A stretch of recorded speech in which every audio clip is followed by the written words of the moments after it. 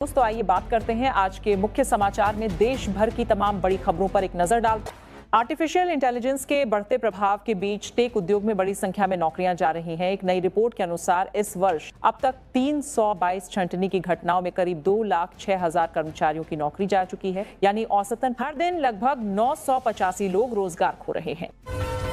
संसद के मानसून सत्र का 10वां दिन भी विपक्ष के हंगामे की भेंट चढ़ गया। हंगामे के बीच लोकसभा ने जन्म मृत्यु पंजीकरण संशोधन विधेयक 2026 पारित कर दिया। इस कानून के तहत अब पूरे देश के जन्म और मृत्यु के रिकॉर्ड को एक डिजिटल डेटाबेस से जोड़ा जा रहा है। विदेशी फंड प्राप्त करने वाले गैर सरकारी संगठनों पर निगरानी और सख्त करने की तैयारी है। FCRA संशोधन विधेयक सोमवार को लोकसभा में पेश किया जा सकता है। वहीं सरकार का कहना है कि विदेशी फंड के इस्तेमाल में पारदर्शिता और जवाबदेही सुनिश्चित करना इस संशोधन का उद्देश्य है। दोबारा आंदोलन की चेतावनी के बाद दिल्ली के जंतर मंतर पर सुरक्षा व्यवस्था कड़ी कर दी गई है। बड़ी संख्या में RAF और पुलिस बल की तैनाती की गई है। वहीं पूरे इलाके में बैरिकेडिंग बढ़ा दी गई है और सुरक्षा एजेंसियां स्थिति पर लगातार नजर बनाए हुए हैं। भोजपुर के चर्चित भरत तिवारी एनकाउंटर मामले में बड़ी कार्रवाई हुई है। जांच के बाद पहली गोली चलाने वाले STF जवान को गिरफ्तार कर लिया गया। वहीं मामले की विस्तृत जांच जारी है और अन्य पुलिसकर्मियों की भूमिका की भी जांच की जा रही है। कन्नड़ समर्थक संगठनों ने विभिन्न मांगों को लेकर 13 अगस्त को कर्नाटक बंद का ऐलान किया है। इस बीच कर्नाटक की राजनीति में भी हलचल तेज है और सोमवार शाम 5 बजे DK शिवकुमार सरकार के मंत्रिमंडल का विस्तार होगा। स्वतंत्रता दिवस समारोह को देखते हुए दिल्ली पुलिस ने राष्ट्रीय राजधानी में सुरक्षा व्यवस्था और कड़ी कर दी है। इस बीच 2 अगस्त से 16 अगस्त तक ड्रोन, पैराग्लाइडर, पैरामोटर और हॉट एयर बैलून समेत सभी तरह के उड़ने वाले उपकरणों पर रोक रहेगी। दिल्ली दंगा मामले में IB अधिकारी अंकित शर्मा हत्याकांड में बड़ा फैसला आया है। अदालत ने ताहिर हुसैन समेत 5 दोषियों को उम्र कैद की सजा सुनाई है। वहीं कोर्ट ने सभी आरोपियों को हत्या और साजिश का दोषी मानते हुए सख्त सजा दी।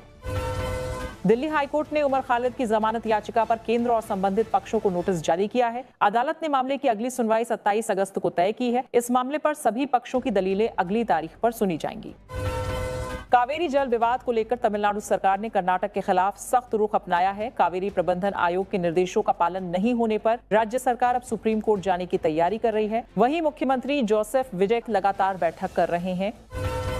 भारत ने पश्चिम एशिया और काला सागर क्षेत्र में व्यापारिक जहाजों तथा भारतीय नाविकों की सुरक्षा को लेकर अपना रुख और सख्त कर दिया है। विदेश मंत्री S जयशंकर ने ईरान के विदेश मंत्री सैयद अब्बास अराघची से बातचीत में स्पष्ट कहा कि किसी भी परिस्थिति में व्यापारिक जहाजों और नाविकों पर हमले स्वीकार नहीं किए जा सकते। पाकिस्तान के कब्जे वाले जम्मू कश्मीर से विस्थापित लोगों ने जम्मू में पाकिस्तान के खिलाफ प्रदर्शन किया। प्रदर्शनकारियों ने पाकिस्तान सेना पर अत्याचार के आरोप लगाते हुए भारत सरकार से POJK को पाकिस्तान के कब्जे से मुक्त कर भारत में शामिल करने की मांग की। मौसम विभाग ने दिल्ली NCR में 1 से 5 अगस्त के बीच अच्छी बारिश की संभावना जताई है। इस दौरान मध्यम से तेज बारिश के साथ तेज हवाएं चल सकती हैं। वहीं उत्तर प्रदेश के कई जिलों में भी भारी वर्षा का अलर्ट जारी किया गया है। अयोध्या में चढ़ावे की चोरी की घटना के बाद श्री राम जन्मभूमि तीर्थ क्षेत्र ट्रस्ट ने सुरक्षा व्यवस्था और कड़ी कर दी है। अब दान पात्र खोलने से लेकर उसमें निकली राशि की गिनती तक पूरी प्रक्रिया की वीडियोग्राफी कराई जाएगी। वहीं ट्रस्ट का कहना है कि पारदर्शिता बनाए रखने और भविष्य में ऐसी घटनाओं को रोकने के लिए यह फैसला लिया गया है। पूर्णिया के सांसद पप्पू यादव भगवा वस्त्र पहनकर संसद परिसर पहुंचे और राम मंदिर चढ़ावा चोरी के मुद्दे पर अनोखा प्रदर्शन किया। उन्होंने दान पात्र के साथ विरोध जताया और इस दौरान राहुल गांधी ने प्रतीकात्मक रूप से दान पात्र में राशि डाली, जिसके बाद पप्पू यादव ने सरकार पर निशाना साधते हुए विरोध प्रदर्शन जारी रखा। संसद में विशेषाधिकार हनन के मुद्दे पर सत्ता पक्ष और विपक्ष आमने सामने आ गए। बीजेपी ने राहुल गांधी के खिलाफ विशेषाधिकार हनन का नोटिस दिया, जबकि कांग्रेस ने केंद्रीय मंत्री जितेंद्र सिंह के खिलाफ प्रिविलेज मोशन लाने का प्रस्ताव रखा। दोनों पक्षों ने एक दूसरे पर सदन की मर्यादा भंग करने के आरोप लगाए। राम मंदिर चढ़ावा विवाद पर विपक्ष के प्रदर्शन को लेकर बीजेपी ने तीखा पलटवार किया। केंद्रीय मंत्री गिरिराज सिंह ने आरोप लगाया कि विपक्ष सनातन परंपरा और संत समाज को बदनाम करने की साजिश रच रहा है। आगे उन्होंने कहा कि धार्मिक आस्था से जुड़े विषयों पर राजनीति करना उचित नहीं है। संसद परिसर में पप्पू यादव के प्रदर्शन पर लोकसभा सचिवालय ने सख्त रुख अपनाया है। संसद परिसर में इस तरह के प्रदर्शन को लेकर नाराजगी जताई गई और स्पीकर की ओर से भी ऐसे प्रदर्शनों को लेकर असहमति व्यक्त की गई। वहीं भविष्य में संसद परिसर में इस तरह की गतिविधियों पर रोक के संकेत दिए गए हैं।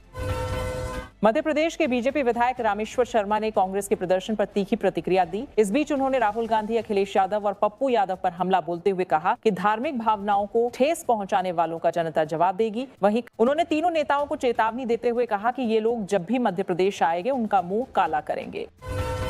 राहुल गांधी प्रेस कॉन्फ्रेंस के दौरान एक सवाल पर नाराज हो गए। एक पत्रकार के सवाल पर उन्होंने पलटकर पूछा, क्या आप बीजेपी से हैं? इस दौरान कुछ देर के लिए माहौल तनावपूर्ण हो गया, जिसके बाद प्रेस वार्ता आगे जारी रही। छात्र आंदोलन के दौरान घायल हुए पुलिसकर्मियों के परिवार पहली बार सामने आए। उन्होंने कहा कि पुलिसकर्मियों के भी परिवार होते हैं और ड्यूटी के दौरान उन पर हुए हमलों को नजरअंदाज नहीं किया जाना चाहिए। वहीं परिजनों ने घटना की निष्पक्ष जांच और दोषियों पर कार्रवाई की मांग की। मुस्लिम महिलाओं में बहुविवाह पर रोक लगाने की मांग वाली याचिका पर सुप्रीम कोर्ट ने केंद्र सरकार को नोटिस जारी किया है। यह याचिका भारतीय मुस्लिम महिला आंदोलन की ओर से दायर की गई है। अदालत ने केंद्र से इस संवेदनशील मुद्दे पर विस्तृत जवाब मांगा है और मामले की अगली सुनवाई निर्धारित की है।